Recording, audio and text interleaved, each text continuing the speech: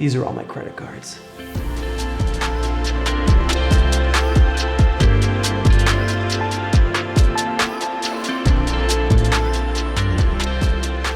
So before you say, Dan, you are nuts with all these credit cards, let me just explain how we've been able to leverage the cards and all of the points and miles we've accumulated over the years. Ray and I have essentially traveled for free for the last 5 or so years. Ray's flown first class round trip with his wife to Australia and New Zealand for his honeymoon. I've traveled first class to India when my wife was working there for a few months. I was able to shower on a plane on the way to India, which is crazy to think of showering at 35,000 feet. So these flights and hotels can cost up to tens of thousands of dollars, and we've been able to travel and use the credit card points and miles to do this for free.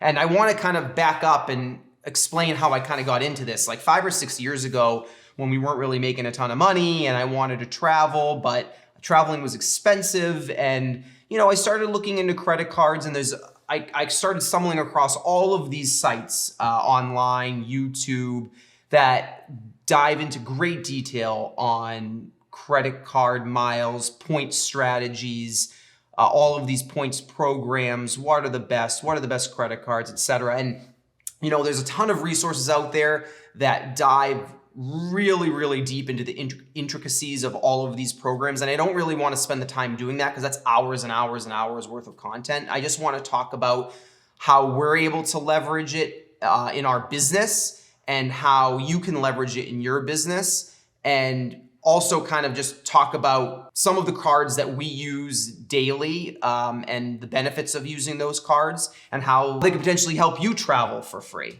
So why do we have so many credit cards? Now, every property we buy is its own LLC. It's its own entity. So it's essentially its own little business in of it itself. So how we typically operate is whenever we buy a property, we got to open up an associated bank account. We have to not commingle funds with those properties. And so in addition to all of that, we typically open up a credit card for that specific property as well. So if we're buying 123 Main Street LLC, we're opening a credit card in 123 Main Street LLC. We do this for a number of reasons. Obviously, when you sign up for a credit card, there's point bonuses or sign-on bonuses. So you could have like a $50,000 sign-up bonus if you spend, X amount within 3 or 6 months or whatever the promotion is at the time. And so we take advantage of that. And in addition, we're able to take advantage and get more credit associated with that card. So if we're doing a ton of capital improvements, if we're spending a lot of money renovating the property, we can pay for a good chunk of that using the credit cards and gain points along the way. The next thing I get asked a lot is, you're spending so much money on these credit cards. How do you pay them off every month? And my answer is simple. We're going to be spending the money anyway. Right? So as part of our business, we're spending all of this money renovating properties, paying for vendors, paying for property management, paying for subcontractors, paying suppliers. And as opposed to just writing a check and paying cash for all of this stuff, why don't we spend it on credit cards and we'll just pay it off at the end of the month and gain the points and gain the miles? You're spending the money anyway, so you might as well take advantage of that and gain something from it as opposed to just paying cash for it. Now, what about credit? How does having all of these credit cards affect your credit? Now, here's an interesting tip that I don't know if everyone is aware of. Business credit cards do not show up on your personal credit report. So most of these credit cards that I have are business cards. So if I go on and pull my credit report, only my personal cards show up on my credit report.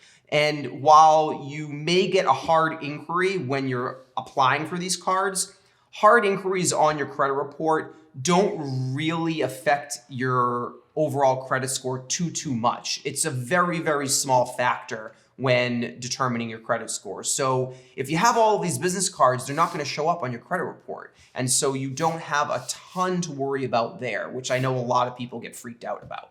So let's get into the biggest question. What cards do we have? What cards are we currently using? What cards do I really like right now and what I think you guys should start with? So Let's start with branded credit cards. I don't like branded credit cards, and what I mean by branded credit card, meaning I don't like, American Airlines branded credit cards or United branded credit cards or Marriott branded credit cards. The reasons why I don't like those is because any points that you get, you have to use them for that specific brand. You have to use once you acquire American Airlines points, you have to use them with American Airlines. You can't use them for other airlines or other hotels. So the first thing I try to do is avoid any branded specific credit card, with the exception of one that we'll talk about in a little bit. So the two main brands that I like dealing with are American Express and Chase. I feel that American Express and Chase have a huge selection of business credit cards that you can apply for, from $0 annual fee cards to $500 annual fee cards. So there's a huge gamut of credit cards that you can get through American Express and Chase. The other thing I love about both of those brands is that they have a ton of transfer partners, and that's important. So when you get American Express points, you can transfer those points across a ton of different brand partners like JetBlue, United, Marriott, Hyatt. So there's a ton of opportunity and a ton of flexibility when you want to travel by being able to transfer to all of these partner brands. The first card from American Express that I really like is the American Express Blue Business Plus card. The main features that I love about this card are there's no annual fee, and you get 2x points up to $50,000 annually. And after that, it goes to 1-for-1. But you essentially can get 100,000 points by only spending $50,000. So that's what I really love about that card. The other card that we use a ton is the Chase Inc. Preferred Business Card. And that card does have an annual fee associated with it. I believe it's $95. But the cool thing about that card is right now you get a $100,000 bonus if you spend, I believe, $15,000 within the first 3 months of opening the card. So that's a ton of initial points that you can get right up front.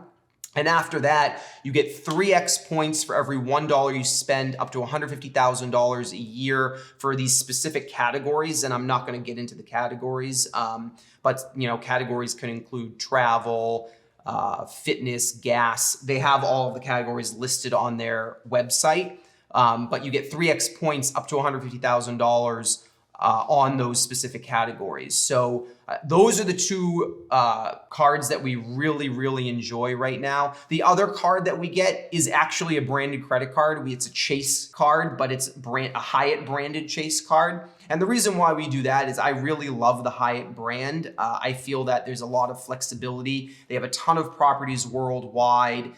Their redemptions for points are very low compared to a ton of other brands out there. You can stay at a top tier Hyatt hotel for probably like 30 to 40,000 points a night, whereas a top tier Marriott hotel might cost you 100,000 points a night. So the point redemption is a lot better for Hyatt. Hyatt actually offers a personal card and a business card. There aren't a ton of differences between the two. The biggest difference is the annual fee. The personal card has an annual fee of only $95, and the business card has a $200 annual fee. The real difference is the bonus categories that I talked about earlier are a little bit different between the two. But all the other features are the same. And then going after top tier status is the only other difference between the two. So I believe with the personal card, you have to spend $120,000 a year to get that top tier globalist status. With the business card, and you have to spend $150,000 a year to get the top tier status with the personal card.